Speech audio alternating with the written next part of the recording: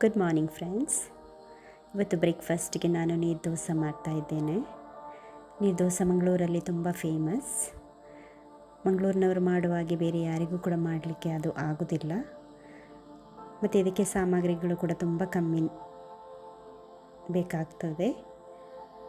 ನಮಗೆ ಬೇಕು ರೈಸ್ ಮತ್ತು ಉಪ್ಪು, ನೀರು, ಮತ್ತು ಕೆಲವರು ತೆಂಗಿನಕಾಯಿ ಹಾಕ್ತಾರೆ. ನಾನು ಇದಕ್ಕೆ ತೆಂಗಿನಕಾಯನ್ನು ಹಾಕಲಿಲ್ಲ. ಸೊ ಫಸ್ಟ್ ನಾವು ಅಕ್ಕಿಯನ್ನು 6ರಿಂದ 8 ಗಂಟೆಗಳ ಕಾಲ ಅಥವಾ ಓವರ್ ನೈಟ್ ನಾವು ಸೋಕ್ ಮಾಡಿ ಇಡಬೇಕು. ಮತ್ತು ಅಕ್ಕಿಯನ್ನು ಉಪ್ಪು ಮತ್ತು ನೀರನ್ನು ಹಾಕಿ ನಾವು ಅದನ್ನು ಮಿಕ್ಸಿಯಲ್ಲಿ ರುಬ್ಬಬೇಕು, ಗ್ರೈಂಡ್ ಮಾಡಬೇಕು. ಫೈನ್ ಪೇಸ್ಟಾಗಿ ನಾವು ರುಬ್ಬಬೇಕು. ಮತ್ತು ಈ ಹಿಟ್ಟನ್ನು ರುಬ್ಬಿ ಆದಮೇಲೆ ತುಂಬ ತೆಳುವಾಗಿ ಇಡಬೇಕು. ಯಾಕೆಂದರೆ ಅದು ತುಂಬ ತಿಕ್ಕಾಗಿ ಇರಬಾರ್ದು, ತುಂಬ ತೆಳುವಾಗಿರಬೇಕು. ಯಾಕೆಂದರೆ ನೀರು ದೋಸೆ ಅಂದರೆ ಆ ಹಿಟ್ಟು ಕೂಡ ನೀರು ಥರನೇ ಇರಬೇಕು. ಅದು ನಾವು ಹಾಗೆಯೇ ಅಳತೆ ಮಾಡಿ ಅಷ್ಟು ನೀರನ್ನು ಹಾಕಿ ಹಾಗೆ ನಾವು ಇಡಬೇಕು. ಇಲ್ಲಿ ನಾನು ಬಳಸುವುದು ಕಬ್ಬಿಣದ ಕಾವಲಿ. ನಿಮಗೆ ಗೊತ್ತು, ಈಗ ಕಬ್ಬಿಣದ ಕಾವಲಿಯೇ ಒಳ್ಳೆಯದು ದೋಸೆ ಎಲ್ಲ ಮಾಡಲಿಕ್ಕೆ. ಯಾಕೆ ಅಂದರೆ ನಾವು ಒಂದು ವೇಳೆ ನಾನ್ ಸ್ಟಿಕ್ ಎಲ್ಲ ಯೂಸ್ ಮಾಡೋದು ಅದು ಹೆಲ್ತಿಗೆ ಕೂಡ ಒಳ್ಳೆಯದಲ್ಲ. ಅದಕ್ಕೋಸ್ಕರ ನಾನು ಕಬ್ಬಿಣದ ಕಾವಲಿ, ಇದು ತುಂಬ ವರ್ಷ ಹಳೆಯದು, ಒಂದು 20-25 ವರ್ಷ ಆಗಿರ್ಬೋದು ಈ ಕಾವಲಿಗೆ. ಇದು ನನ್ನ ತಾಯಿ ನನಗೆ ಕೊಟ್ಟಿದ್ದು.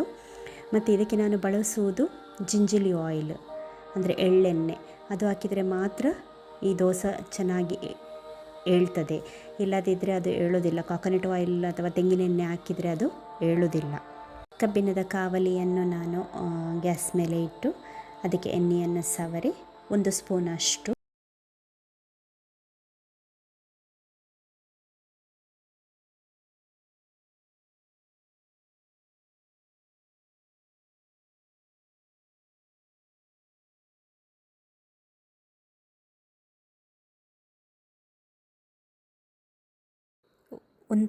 ಅಷ್ಟು ಹಿಟ್ಟನ್ನು ಕಾವಲಿಗೆ ಹಾಕಿ ಅದನ್ನು ಸ್ಪ್ರೆಡ್ ಮಾಡಿ ಮುಚ್ಚಿ 1 ನಿಮಿಷಗಳ ಕಾಲ ಅದನ್ನು ಕುಕ್ ಮಾಡಬೇಕು.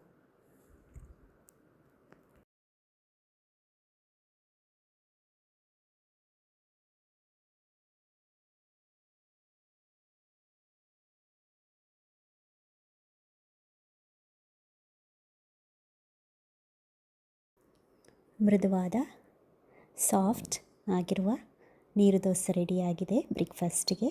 ಇದನ್ನು ಚಟ್ನಿಯೊಂದಿಗೆ ಅಥವಾ ಸಾಂಬಾರೊಂದಿಗೆ ಸೇವಿಸಬಹುದು. ನಿಮಗೆ ಈ ರೆಸಿಪಿ ಇಷ್ಟವಾದಲ್ಲಿ ಒಂದು ಲೈಕ್ ಮಾಡಿ, ಕಮೆಂಟ್ ಮಾಡಿ, ಮತ್ತು ನನ್ನ ಚಾನೆಲನ್ನು ಸಬ್ಸ್ಕ್ರೈಬ್ ಮಾಡಿ. Thank you.